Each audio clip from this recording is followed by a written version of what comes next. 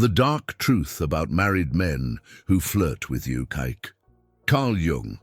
Have you ever noticed that look that too intense? That conversation that lasts longer than it should? The married man who always finds an excuse to be around you, who laughs too loudly at your jokes, who touches your arm unintentionally. There's something much darker going on behind this behavior than you might think. It's not about attraction. It's not about you being special. It's about a devastating psychological truth that most people ignore. While you think you're dealing with harmless flirting, there's an unconscious dynamic operating deep within the male psyche, a primal force that turns seemingly happy men into emotional predators. What you're about to discover is going to completely change the way you look at these situations, because a married man's flirtation is never about what it appears to be. It's always about what he's desperately trying to hide from himself, and when you understand that, you'll never be the same. 1. The emptiness he hides from everyone. There is a black hole inside the psyche of many married men that they themselves cannot see. It's a void so deep that no amount of professional success, money, or even family love can fill it. This emptiness does not appear suddenly. It forms gradually, silently, like rust corroding from within. When he flirts with you, he's not looking for romance or passion. He's trying to plug that hole with anything that makes him feel like he's still alive. The routine of marriage created emotional numbness. He wakes up, works, comes home, has dinner, watches television, and sleeps. He repeats this for years, until one day he realizes that he no longer feels anything. Neither joy, nor sadness, nor anger. Just a grey void where there were intense emotions before. You represent an injection of adrenaline into that numb system. When he flirts, his heart races, his hands sweat, there is danger and excitement. Finally, something makes him feel something. But here's the brutal truth. He's not looking for you. He is running away from himself. The emptiness inside is so unbearable that any outside distraction seems like the solution. He projects onto you the fantasy of salvation, as if your attention could rescue you from this bottomless pit. But it cannot. Because the emptiness is not in his marriage or in his wife. It is within him, in a part of his soul that has never been integrated, has never been recognized, has never been accepted. As long as he continues to escape from this internal reality through external flirtations, the emptiness will only increase. What about you? You are just another failed attempt to fill in what can only be solved from within. 2. The woman who no longer exists.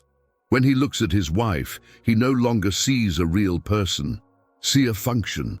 She is the mother of the children, the housewife, the financial partner, the companion of social events. But the woman he knew, desired and loved, disappeared beneath all those layers of responsibility. And he also disappeared. They became ghosts to each other, existing in the same space but invisible to each other.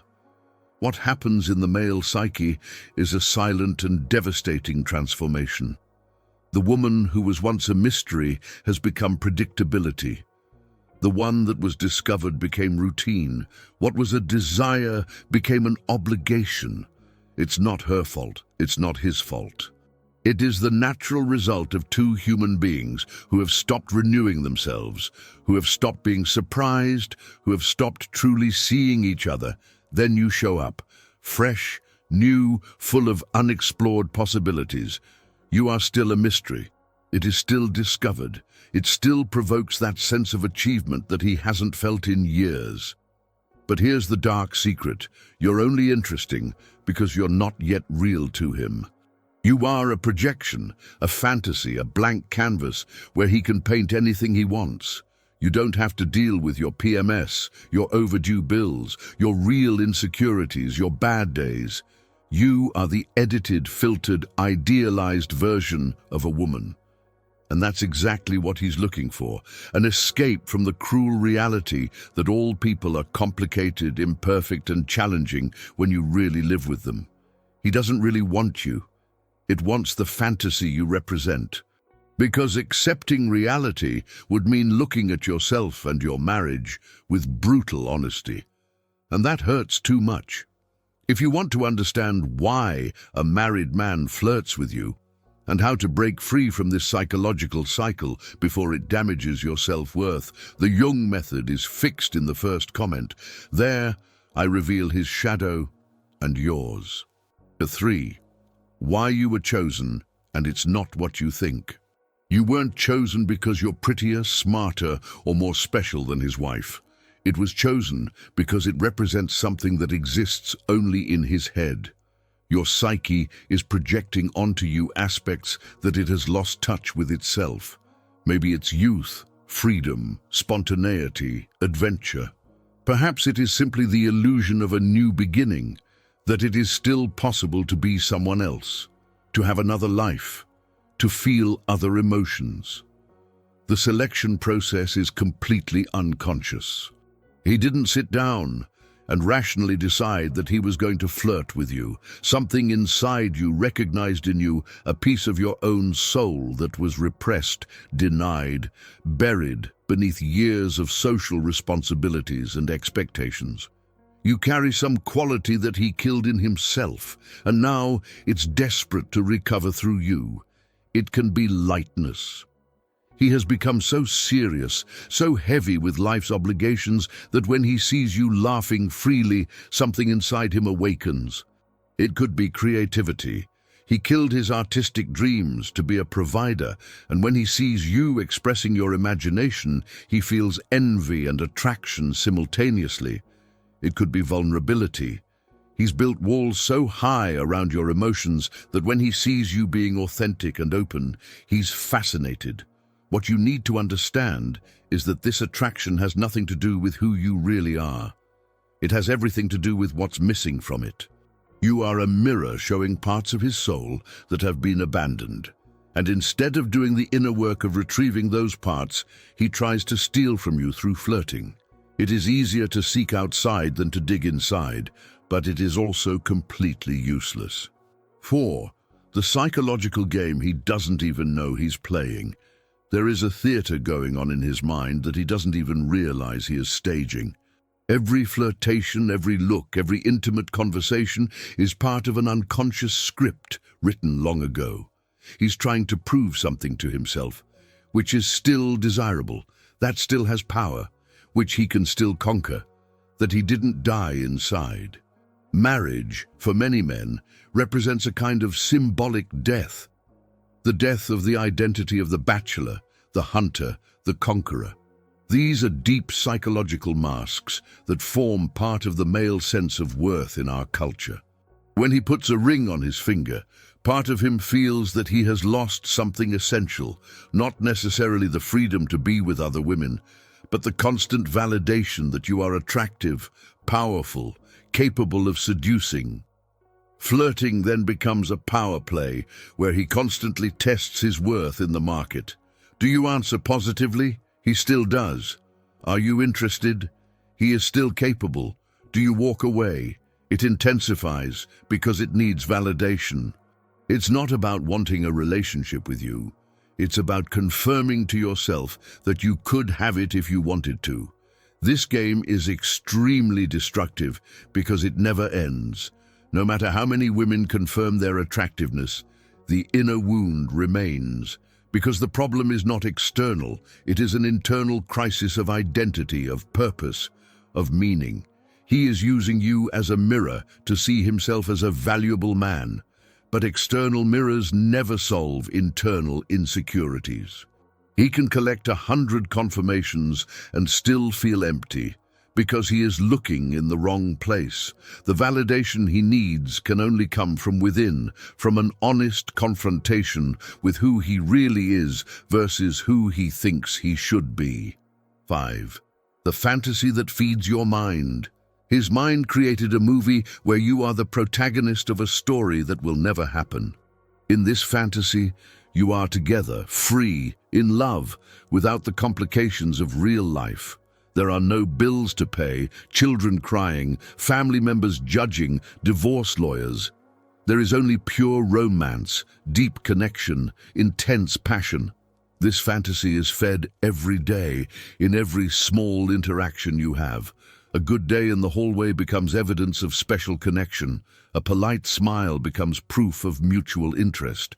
A conversation about work becomes an intimate moment loaded with meaning. He's building an entire relationship in his head based on crumbs of real interaction. The dangerous thing is that this fantasy becomes more real to him than reality itself. He spends more time thinking about you than paying attention to his wife. More emotional energy invested in imaginary conversations with you than in real conversations at home. The fantasy is always perfect because he totally controls the script. You never let him down, you never irritate him, you never have bad breath in the morning, you're never too tired for sex. You are the ideal woman because you are not real. It exists only as a projection of their unfulfilled desires. What he doesn't realize is that he is living a lie that erodes his ability to be present in real life. The more you invest in fantasy, the less you can connect with what is true. And here's the cruel irony. If the fantasy came true, if you really got together, in a few months you'd become just like your wife. Because the problem was never the woman. It was always his inability to deal with the imperfect reality of genuine human relationships. 6. Marriage as an invisible prison. He doesn't talk about it openly, but feels like he's trapped in an invisible cage. The walls are made up of social expectations, financial commitments, family responsibilities, and fear of judgment. There is no physical lock, but there is a psychological current as strong as steel. This sense of imprisonment doesn't necessarily come from a bad marriage. It may come from a perfectly functional marriage that simply killed off parts of him that needed freedom to exist. When we choose one path in life, we automatically close others. This is natural and inevitable. But some men never made peace with the doors they closed. They continue to look back, imagining what life would have been like if they had chosen differently. Marriage then becomes a symbol of all that he has sacrificed. Your dreams of traveling the world, your garage band, his desire to be an artist instead of an accountant, your will to live without rules. Never mind that these things probably would never have worked out. Fantasy is always more attractive than reality. You represent the door he did not walk through, the alternative life he didn't live, the alternate self that he did not become. That's why flirting has this almost desperate intensity. It's not just attraction, it is an attempt to escape, a temporary escape from the invisible prison that he himself built. But here's the truth that no one wants to hear. Prison isn't marriage, it's his mind. It is limiting beliefs, unconfronted fears, the refusal to take responsibility for one's choices. He can get out of the marriage today and still feel trapped tomorrow, because it will carry the same mental cage to the next relationship, to the next city, to the next phase of life. 7. When flirting turns into obsession. There is a point at which harmless flirting crosses an invisible line and becomes obsession. It happens when you stop being a real person and become a symbol of everything that is missing in his life. At this stage, he can't stop thinking about you. He checks his social networks compulsively. He creates elaborate excuses to be close. He interprets any gesture of his as a sign of interest. The obsession is born of a void so deep that no amount of your attention will fill. The more you respond, the more he needs. The further you go, the more he chases. It's a vicious cycle fueled by an insatiable emotional hunger. The danger of this phase is that he has completely lost touch with reality. It's no longer flirting with you. He's flirting with an idealized version that exists only in his head. And when reality inevitably doesn't match the fantasy, it can turn into anger, resentment, even destructive behavior. The male psyche, when not integrated, can become dangerously unstable. He projected onto you the responsibility to save him, to give meaning to his life, to fill the existential void. That's an impossible load to carry. No one can be salvation for another person. What started as innocent flirting has now turned into a toxic dynamic where he's emotionally dependent on your attention. His every response is a dose of drugs to feed his addiction. His every absence is a crisis of withdrawal that makes him desperate. He doesn't realize that he is destroying himself, that he is sacrificing royal marriage for an impossible fantasy, that you are hurting yourself and everyone around you because of an illusion. Obsession is a symptom of a fragmented psyche, of a man who has never learned to complete himself. 8. The truth he will never admit. There is a hidden truth so deep that he himself cannot access it. All flirting, all pursuit, all fantasy is escape from a brutal confrontation with oneself. He doesn't want you. He wants to escape from who he has become. The man in the mirror is not who he imagined himself to be in his 20s. He did not achieve grandiose dreams. It's not as special as I believed. He is not living the extraordinary life he promised for himself. And instead of making peace with it, instead of accepting the imperfect humanity of existence, he seeks outside the confirmation that he is still special, he is still extraordinary, he is still capable of great passions and adventures. You are living proof that he is not just another ordinary man trapped in an ordinary life. As long as you respond to his flirtations, he can maintain the illusion that he is different, special, capable of inspiring intense desire. The truth he will never admit is that he is afraid. Fear of aging, fear of having wasted my life, fear of dying without having really lived, fear of looking in the mirror and seeing a mediocre stranger. Flirting is an anesthetic against this existential fear, but anesthetic does not cure.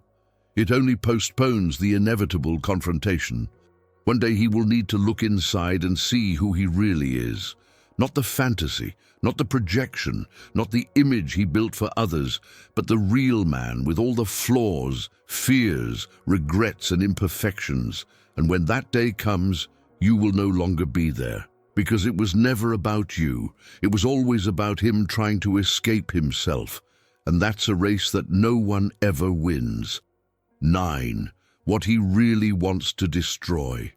Underneath all the charm and seduction, there is a destructive impulse that even he does not recognize. It's not just trying to build something new with you. He is secretly trying to blow up the life he has built. Marriage, family, reputation, stability.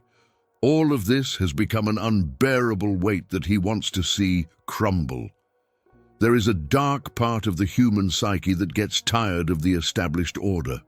After years of following the rules, fulfilling expectations, being responsible, something internal begins to rebel. He wants chaos. It wants destruction. He wants to see everything go up in flames just to feel like he's still alive. Flirting is the spark that can start the fire. He knows this on some deep level. He knows he's playing with fire.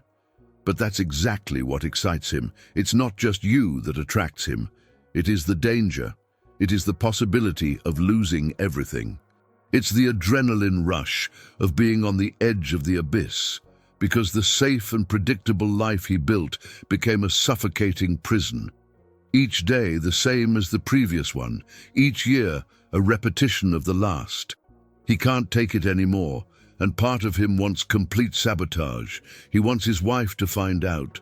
He wants the drama, the confrontation, the emotional explosion, because at least it would be something different. At least it would be intense. At least it would make him feel something beyond the grey emptiness that dominates his existence. You are an unconscious tool in this self-destruction. He is using the attraction between you as dynamite to blow up life itself. And when everything falls apart, when the marriage ends, when the children are traumatized, when he loses half of his assets, he will finally wake up from the fantasy. You'll realize that it wasn't you he wanted. It was just destruction disguised as romance.